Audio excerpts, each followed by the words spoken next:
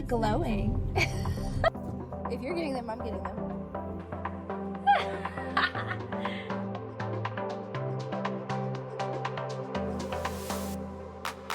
Hi, hello, and welcome to The Bookish Life. I'm Jess. And I'm Tori, and in today's episode, we're chatting Bridgerton, Season 3. Yeah. Part 1. So the first 4 episodes. Mm-hmm. We haven't talked about it a lot.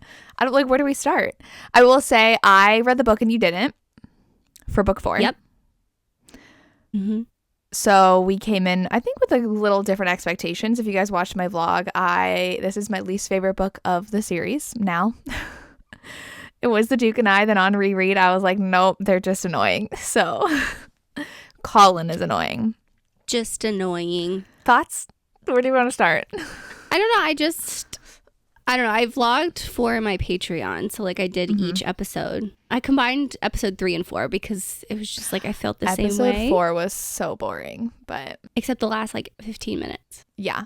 But literally because I did my vlog too and I had like reactions throughout a few of the episodes. And episode 4, it was like start of episode 4 and then I didn't talk until the end. I was like, there's nothing giving in this episode. I don't know. I love Friends to Lovers, but like Colin was so cringy in the beginning, like winking and like trying to be all like charming because he's emphasized that he's charming in the books.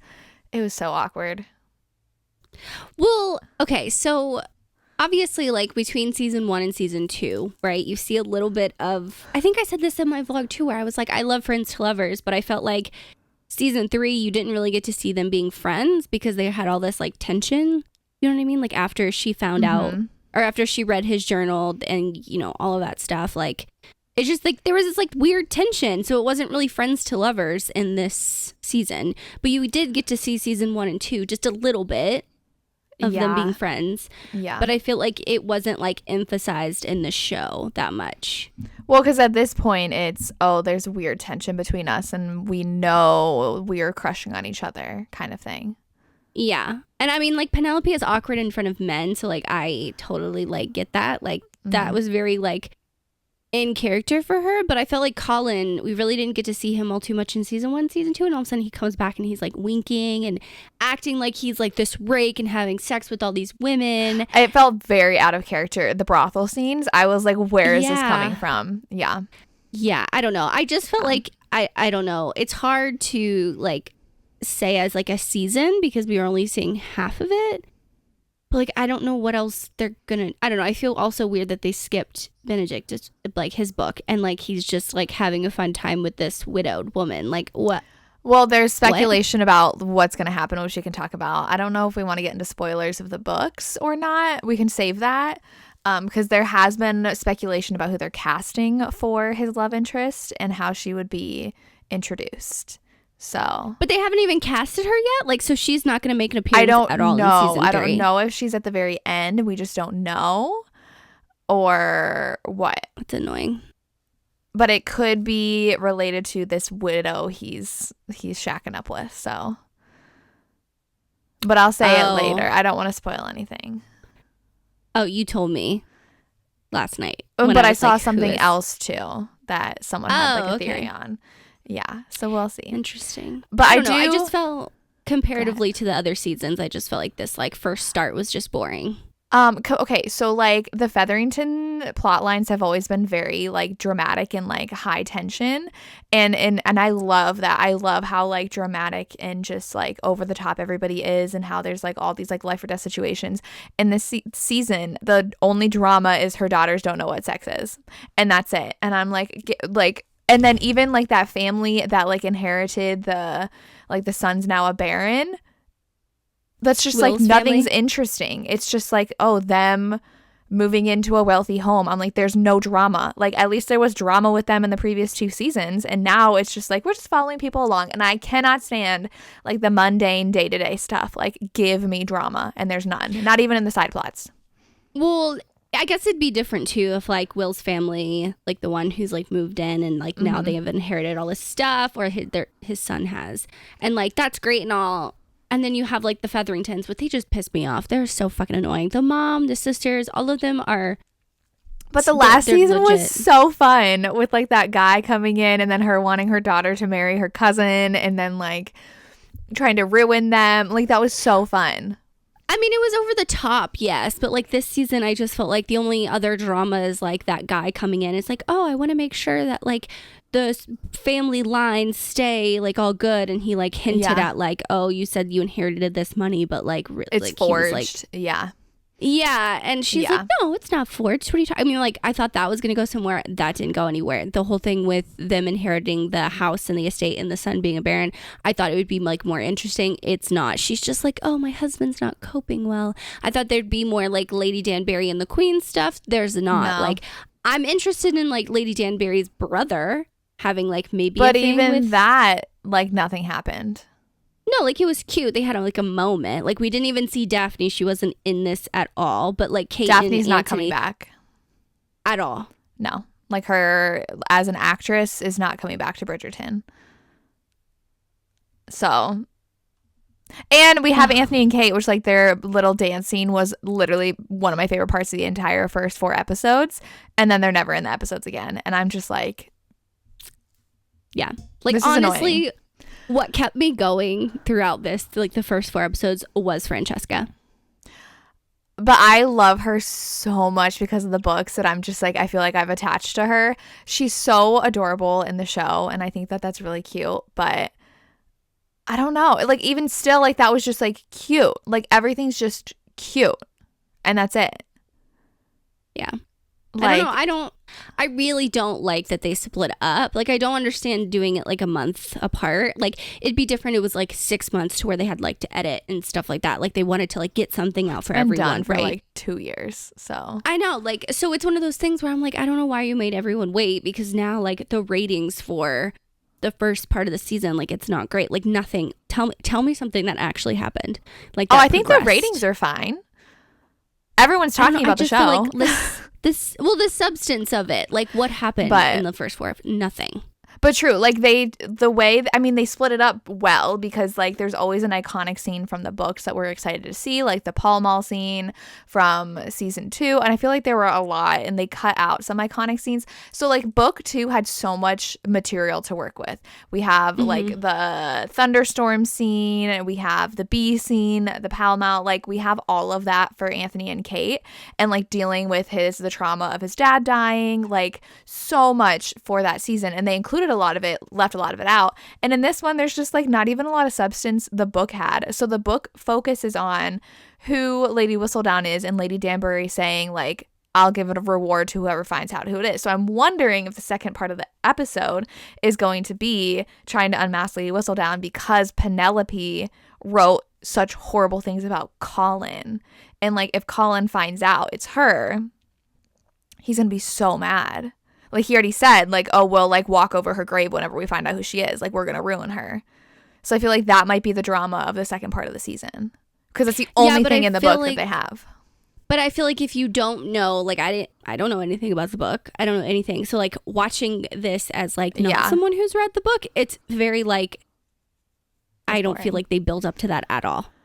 No, but that's why they ended on the carriage scene, because that was the most exciting part of the book, and that's the most exciting part of the show. I mean, because you're going to watch the rest of it, right? Oh, yeah. Like, it hooks you enough, but it's just, like, boring. Like, if I wasn't a fan of, like, historical romances, and I've read, like, some of the, like, I read the first 2 books, I don't know if I'd actually, like, continue on. Like, I guess, because, like, I don't know, I wanted to, like, vlog it for my Patreon. I probably would have waited to watch the first 4 episodes. Like, I wasn't, like, super excited. Yeah, like I wasn't super excited based on like the trailers and stuff like that. But that's what like the thing is so weird. Like in the trailer, it's like they had certain tension between Colin and Penelope, and I felt like in the show it wasn't like that. Oh, I didn't watch the trailer. But I will say, like, on TikTok, all my TikToks now are Bridgerton, and they all have like 1 million views. So like it is trending and it is popular, and people are watching 100%. It. So I haven't even looked yet to see, is it in the top on Amazon? I mean, on Netflix. You know how it's like the top 10? When I clicked it yesterday, the day before, it was number 8 on mine. Okay. So, I mean, it's still popular, and I know that they've been doing, I'm not setting my phone, and they've been doing that with a lot of different shows, like breaking it into 2 parts, but like, it's only 8 episodes. Shows used to be like 20 episodes. Like, why do we only get 8 episodes? And like then you're Outlander, also every season of Outlander is still like 15 episodes, which is a lot, and they're an hour long. So I don't know. It's just, they can do so much with it, and I feel like this one kind of, especially since we waited 2 years for this season, like, I don't know. I like them as in their interviews as real people more than in this show. Like, oh yeah, I've been watching interviews of Colin, I don't know the real names, Penelope, Eloise, and Benedict, like all 4 of them. Oh yeah, they're hilarious. And it's funny. Yeah. I saw Eloise, her character, on one of the late night shows, and she was talking about how she broke her wrist, and she was like, for sure, that's exactly what happened. And I just like, I don't know, but also Penelope's character, like her, like as a real person, she was talking how like they like comedy, like all of them like comedy, like and how like I wish we had some of that comedy in the show, just like a little bit, because I felt like those little snide comments, I don't know, maybe it's because we didn't really get anything else that I was like, I just want something, like, if we don't have drama, give me something funny to laugh at. Yeah, I don't like comedy stuff, so no, like snide comments that's funny like that. Yeah. I will say, like, what's also hard about the show right now, and that they definitely did not do in the books, and I know Samantha absolutely hates it, is how they've destroyed so many female friendships and relationships in the show, because, like, Eloise and Penelope never fight in the books. Like, Eloise never found out. Eloise is actually the last person to find out that she's Lady Whistledown in the books, because she's off with Philip. And so like she is just like not even there. And so the fact that they've made it this like rivalry between them, and the fact that Eloise is friends with Cressida, who has been nothing but nasty to Penelope, and I really hate Mean Girls, and I hate redemption of Mean Girls. I'm like, they're actually really, really, really mean. Like, they should get what comes to them. So I don't know why they're now trying to make us feel bad for Cressida. I was like, have we not watched her for 2 whole seasons? She literally ripped Penelope's dress on purpose. Why are we trying to make her into a good person? Why are we wasting our time? It makes me so mad, because in the books, she's a villain. She stays a villain. She gets what comes to her, and I'm fine with that. I hate it. I hate that Eloise would be friends with. That's like the biggest betrayal to Penelope, is being friends with the person who is your bully. Well, you also see that. Like, you see how Penelope feels. Like, are you serious? Like, you're friends with Cressida? But, like, I feel like Eloise wouldn't do that. So why is she doing that, like, with her character? Yeah. I also felt like the first 4 episodes really just stayed in houses, drawing rooms, ballrooms. Like, we didn't see anything. Because in season 2, we see a ton of, like, Eloise going out, meeting other people. Exactly. And I'm like, we literally just saw ballrooms, drawing rooms, and that's it. I did feel bad for the person who, oh my God, what's his name?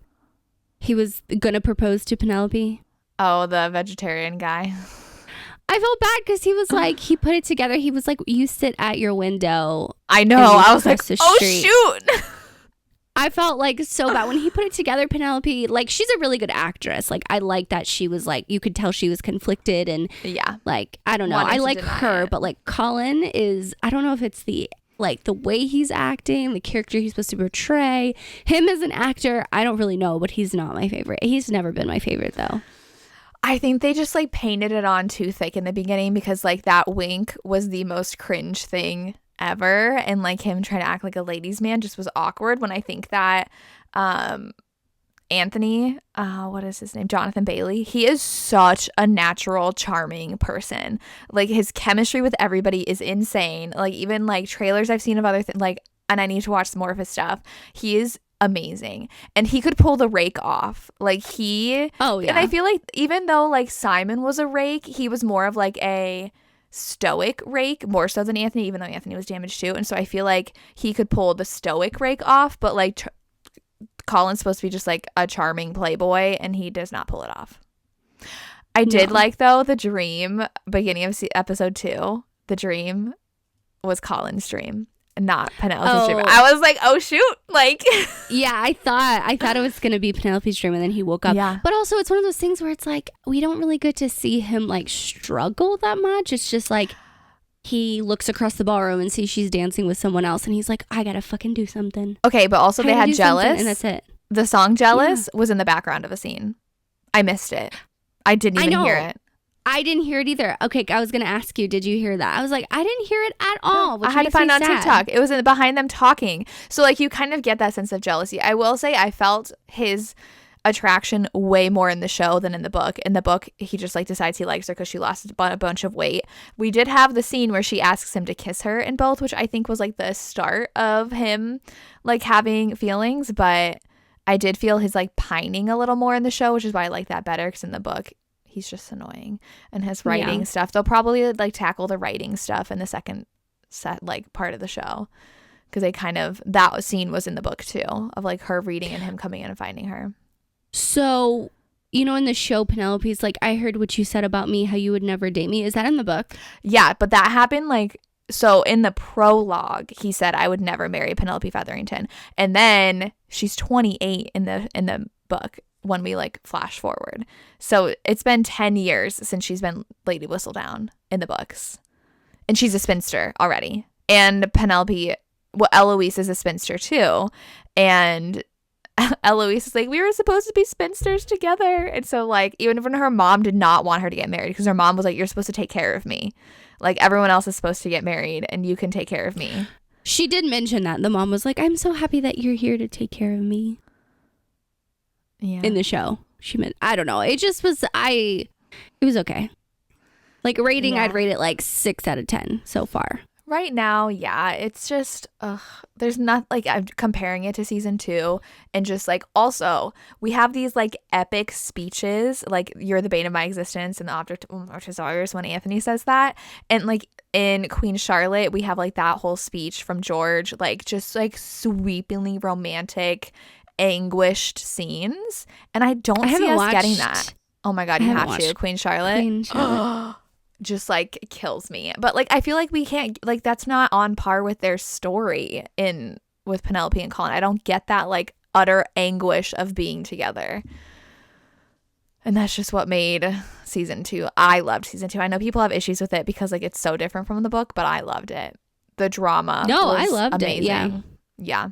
Like I really, yeah, that's very true. Like season 1 was very like romantic. You had the angst between them. Like I burn for you. That. Yeah, like so the tension of just them standing in like the gallery. Like it was so like iconic, right? Yes. And then yes, I mean obviously the book, there's like stuff in the book that's like, okay, yeah, we can, it's problematic in its own way. Yeah. But the season 2, it was like a different type of like angst, if that made sense. Oh yeah. And it's still like you had the tension between them. You can tell that there was chemistry between the characters. But like I don't feel like there's any chemistry between Colin and Penelope. Like I mean there was in the carriage scene. Like there was chemistry there. I thought they did a really good job with that scene. I mean, yes, but only in the carriage scene. Like, I want to see it build up. Like, I want that build up of tension. And I didn't read the book, so I don't know if it's there. But like you were saying, it's not in the books. No. I liked the scene that Colin like caused the scene in front of everybody by like cutting off their dance. I did really like that. But also, I just feel like Colin wouldn't do something like that. Like, that's not in his like... I mean, he's desperate at this point because she has no other suitors in the book. Like nobody else is interested in her, so he doesn't have any competition. But I don't. It's just it's so weird to me though. Is like they're throwing like these things in there that he's supposed to be jealous and he's supposed to start realizing stuff. But I felt like it was so like out of place. And maybe because we didn't get like the build up and tension. How they're like going from different points of views of all of these other different characters, like with the Queen and Lady Danbury, and then you have like Francesca, and then you have throwing in Benedict shit, him rolling around in the bed with that widow. Like you have all of the, and then you have Kate and Anthony. Like of course they just threw that in there because people want to see Kate and Anthony, and yes, I love them, right? And I just feel like there was like throwing all these different things around that it took time away from like seeing their like tension and connection, if that made sense. Yeah, and I feel like also with like the lessons in flirtation, seduction should have been more. Yeah. because like I feel like there wasn't a lot of like lingering, okay, this is how you flirt, this is how you do this, like. Well, there's lessons in seduction and so many historical romances. Like I love some, like there's that Joanna Shupe one. I was gonna say that one. Love. Yeah. It's one of my all-time favorites, right? Yeah. And I feel like I wanted to see that type of tension, and it was like one scene where she was talking to the guys and he's just standing there awkwardly. It's like, yeah, I know. And she just like made a fool of herself, which was funny, but no, like I want to see like the behind the closed doors, like where he had to bribe the servant to come and talk to her. Like I wanted more of that. I wanted we're friends, we feel comfortable with each other, our friends and our family know each other, so it's not awkward or weird if they see us hanging out or talking to each other.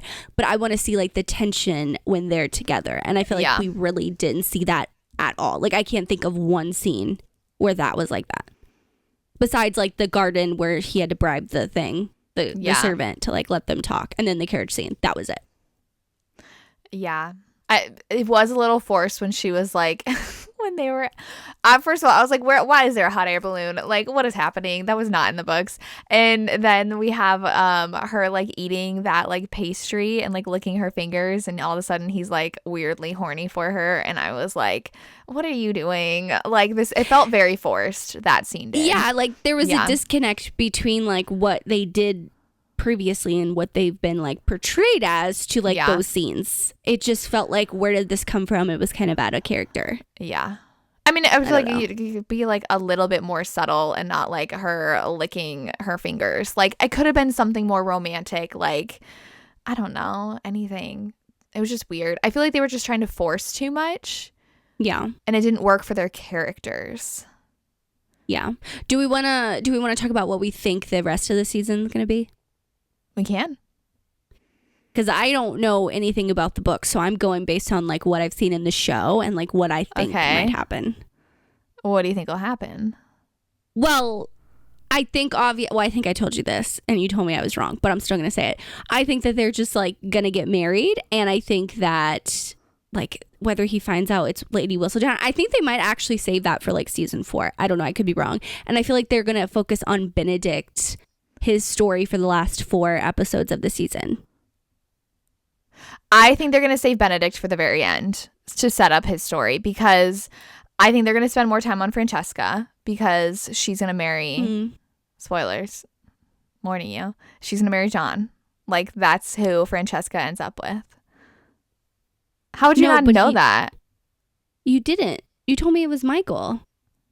Yeah, but she marries John. And you asked what happens to him. Yeah, he dies, doesn't he? Yeah. Why are you acting all surprised? Okay. No. Okay, never mind. I didn't know they actually get married. I just thought they had like a moment. Which is very, very sweet. And I don't know if we'll meet Michael in this. Michael's my absolute favorite. And so like if you're a fan of the books, you know like Philip, who is he going to show up? I don't know, because he's he's Eloise's love interest. So like if you read the books, you already know who ends up with who. So I think people think that Sophie, who is Benedict's love interest, is either the stepdaughter of this widow that he is with, because her stepmother's awful. It's a Cinderella retelling. And you got to see a little bit of that, of how she treated a servant. I don't remember, but someone had mentioned that. Yeah. Or she's a servant in that household because she is poor. Like she goes to a masquerade. So they're hoping that we have a masquerade in this show. And like it might be like the last ball where we figure out and we meet Sophie for the first time. And that'll set up Benedict's story.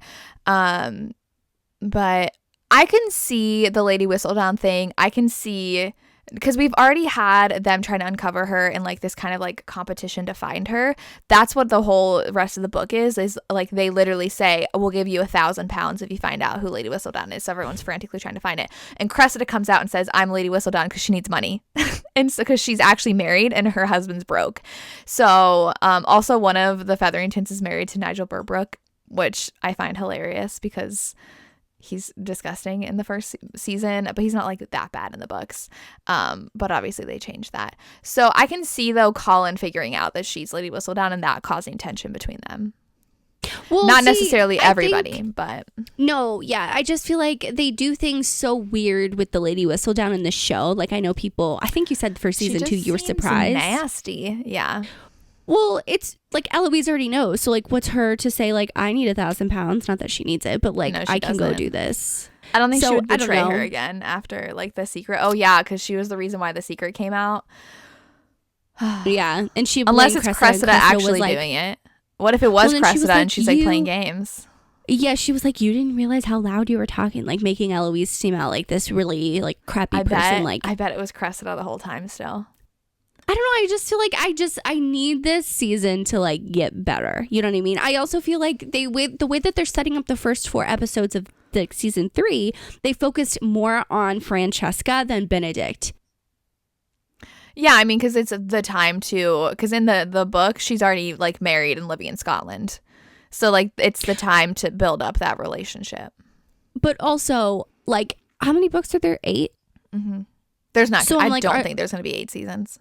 Exactly. So I think like season 1 focused on book 1, season 2 focused on book 2. And I feel like going forward, they're trying to like squeeze multiple storylines. So it's like season 3 is not just going to be book 3. Like season 4 is not just going to be book 4. I think they're trying to like bridge it. And that's why I think that I was hoping at least the first 4 episodes would be focused on like Penelope and Colin, which it was, but then like the last 4 would be focused on Benedict. So then like season 4 would be like books 4 and 5. No, 5 and 6.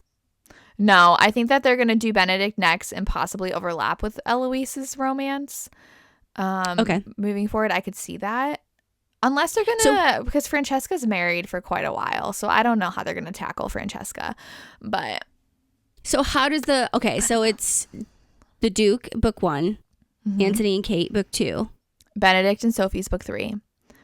Colin and Penelope, Eloise and Philip, Francesca and Michael, Hyacinth and Gareth, and then Gregory and Lucy are the last. Okay. I didn't realize Eloise was the 5th book.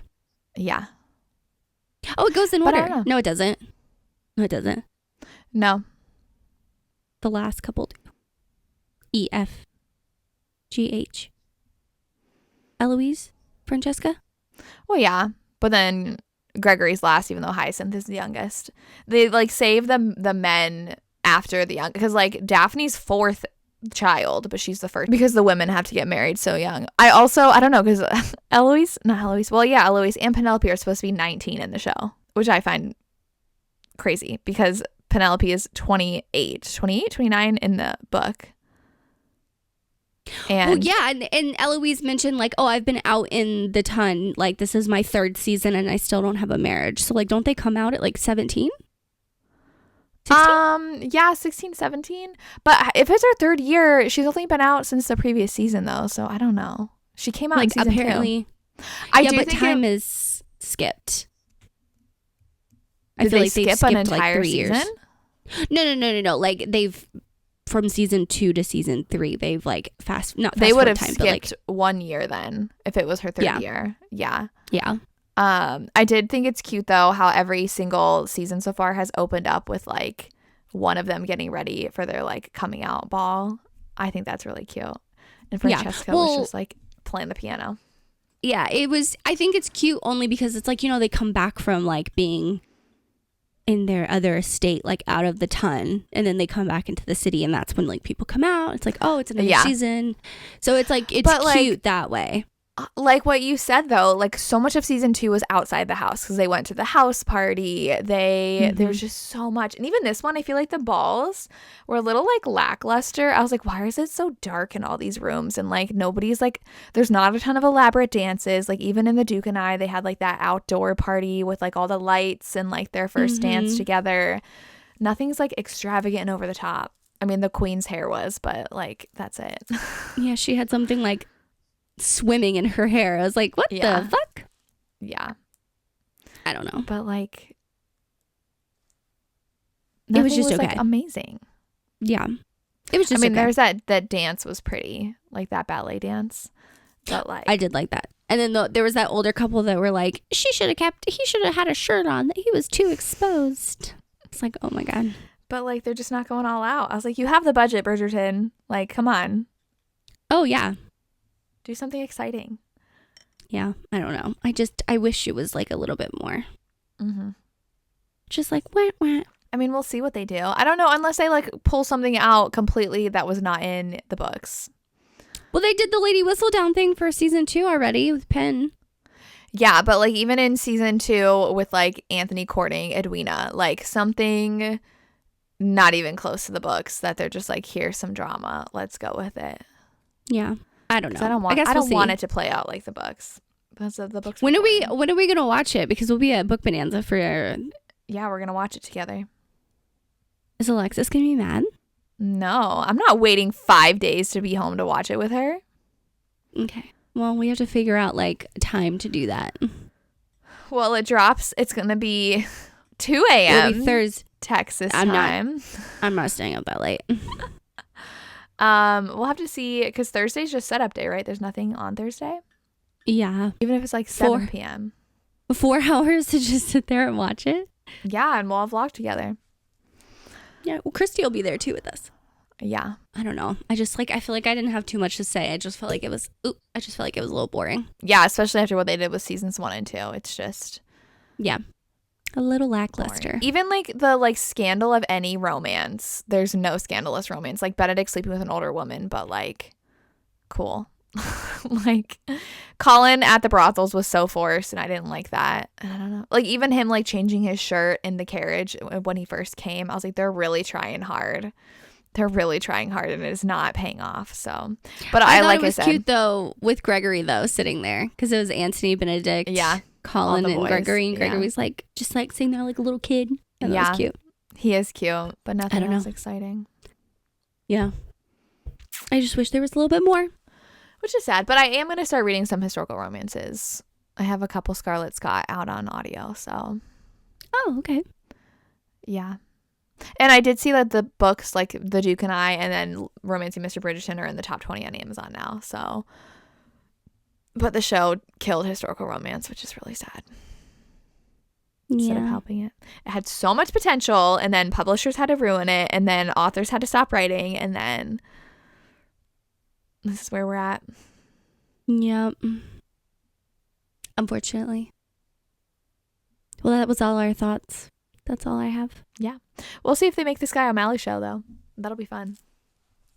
Yeah. I mean, I do love Outlander. I mean, love the Not beginning anymore. seasons. Yeah. Yeah. I don't watch They're it in anymore. America. Yeah, me neither. But, too much trauma. Too much bad things happening. Yeah, there's always something. I was like, I can deal with that season 1 scene. I had to skip that though. She's like, kidnapped like every season. I know. Every season. I know. It's something. Anyway, if you are on Apple Podcast or Spotify, leave us a rating. Tell us what you thought of this episode. Why did I get tongue-tied for that? What is the emoji? Okay, they don't have a cute quill. They have like a gross feather, because I think I had wanted to use one in something, and I was like, this is not good. So why don't we have a diamond for the diamond of the season? Yeah, how Francesca sparkles. Cute. Yeah. Thank you so much for listening. We hope you enjoyed our Bookish Life, and we'll see you next time. Bye. Bye.